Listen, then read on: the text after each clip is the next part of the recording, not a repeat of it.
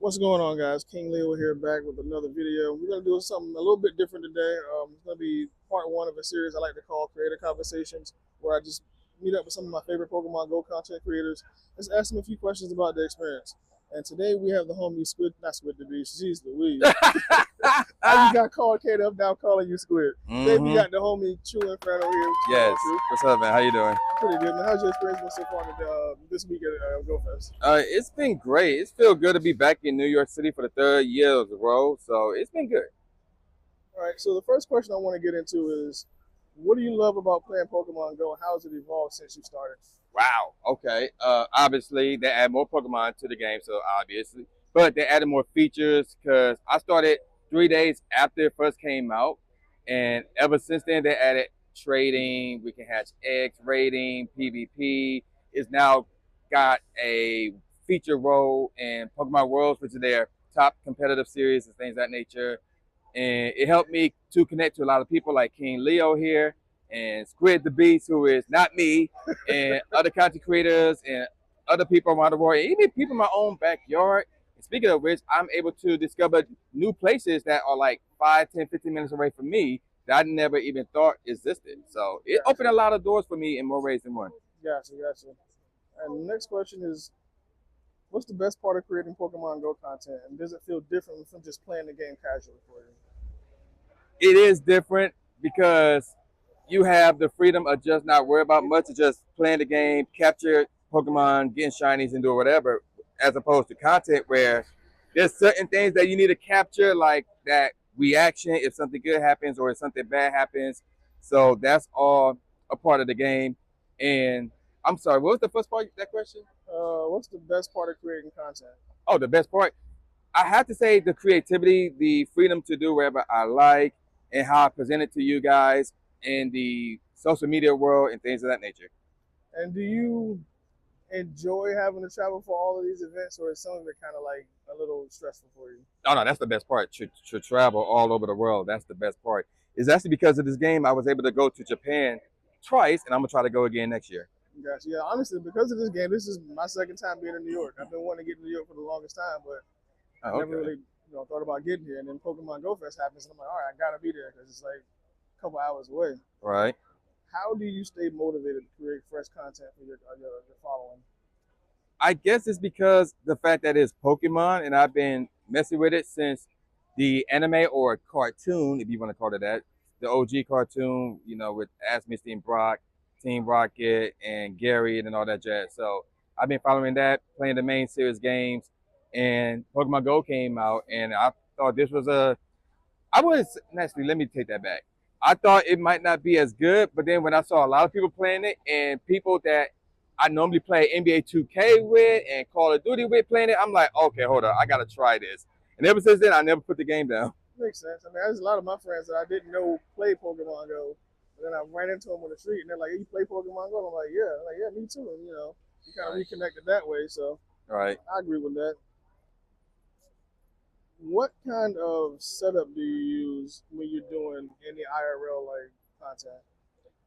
So I'm assuming you mean vlogs? Yeah. Okay. So I got the Pocket 3. So that's my current setup right now. I had my mirrorless cameras for a while, but then obviously I heard about the Pocket 3, and a lot of people are using it because of the fact that it's compact, it's easy to travel around with, and TSA won't have to deal with that. So that has been a really godsend, to be honest. It's actually goated. Makes sense. What advice would you give someone that's just starting out in content creation? I would say I would probably have you ask yourself this question: like, do you like it? Do you love it? Do you know you're going to love it? Because if you're trying to do it just to say, oh, I want to quit my job, I want to make some money, I don't think it's going to be for you. So you got to do something that you really, really love, and you got to be consistent with it and stick with it, because you won't blow up right away, but you never know when that will happen, because it could happen at any time. You just got to be consistent, and you got to love it so you can continue to be consistent, continue to do it. Gotcha. How do you prepare for a big event like GoFest as a content creator? So luckily, I got videos on how to do that. So one of the things is you got to look and see what you want to do. Do you want to capture a bunch of Pokemon, or are you looking for specific Pokemon or specific shinies? So you can plan your stuff out from that. You got to look at your backspace. You got to look at the surrounding area because that's important. You got to know where you are. You got to know the reputation that it have. So, like, for example, with New York, it's known for a lot of stuff, but also there's some boroughs that could be a bit thuggish, if you want to call it that. So you got to be mindful of your surroundings as well. You got to plan out where you're going, where you're staying, what's near you in terms of food, how to get to the park. All of that is very important in order for you to have a nearly flawless trip. Gotcha. All right, and two more questions. Okay.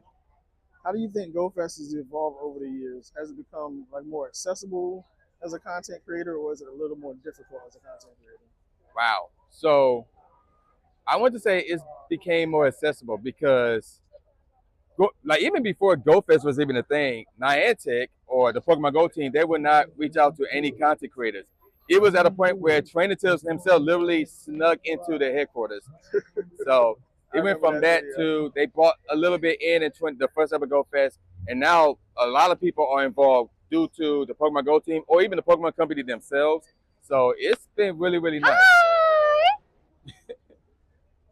Hey, Orchid. Hello. Wow. That kind of caught us off guard. I'll meet you in a second. I mean, I saw it coming. I didn't see I was her coming maintaining at my all. composure. Crap, I forgot what. Oh, You said one question left. yes. The last question I have is, what advice would you give to players attending their first GoFest? Ooh, so I would say have fun, obviously. There's a lot to a GoFest aside from just playing the game and catching shinies. There's other activities now, which goes back to one of your previous questions in terms of like how GoFest have evolved. Because now you can dunk people with the dunk tank. There's carnival games now. Yeah. And there's a lot to do now besides just playing the game. It's a lot to do. So be mindful of that. Be mindful of how you're going to, eat. If you're going to eat at the park or not, what your budget's like. So if you want to try to be cheap, then eating at the park might not be ideal. How to get there and back, you got to be mindful of that as well. So it's a lot to think about, but once you got it all planned out, days in advance, it's going to be great. It's going to be phenomenal. All right. And you got anything you want to plug or tell everybody where they can find you at on all your socials? All right, so this is going to take about 50 minutes, but so yeah, TruInferno Pokemon Go Adventures on YouTube. I'm also on Twitch, twitch.tv/true_inferno. I actually make music, so I'm on Spotify. I got a Bandcamp, truinferno.bandcamp.com. I'm on every single major online music retailer streaming service. I'm also on Instagram, TruInferno Pokemon Go Adventures. I'm on Threads. I'm on Blue Sky. I'm on TikTok, all under TruInferno. And that's pretty much it for now. All right. Well, I'll make sure I link all that stuff down in the description of the video. But thanks, True. I appreciate you taking your time out. I know you got to go and do some of your notable trainer stuff. Yeah. But yeah, I appreciate you, taking the time to sit down with me and do this interview, man. And I hope you have a great rest of your GoFest, man. Yeah, you too. Thanks for this invite. All right, brother. All right. Take it easy, man. You too. All right, guys. And that's going to be the end of our interview. Hope you guys enjoyed it. And make sure you like, subscribe, and turn on bell notifications so you guys know when I upload the next video. I'll catch you guys in the next one.